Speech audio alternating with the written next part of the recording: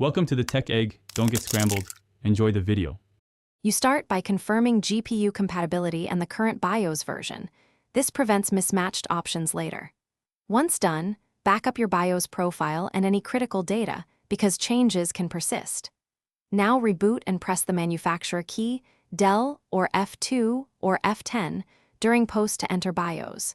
You need to be in the firmware interface to change GPU priorities and voltages, so make sure the system has uninterrupted power and avoid USB interruptions while navigating menus.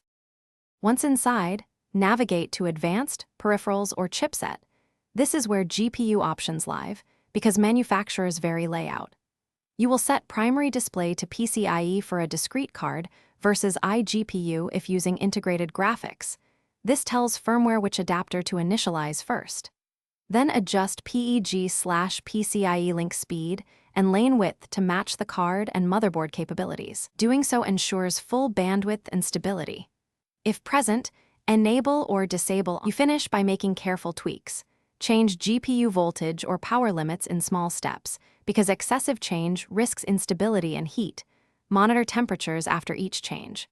Once satisfied, save settings and reboot, then test with a GPU load or benchmark to verify performance and stability. If the system fails to display or post, use Clear CMOS or switch to integrated graphics to recover and revert settings. That one troubleshooting step often returns the machine to a bootable state quickly. Thanks for watching. Consider subscribing if I helped unscramble your problems.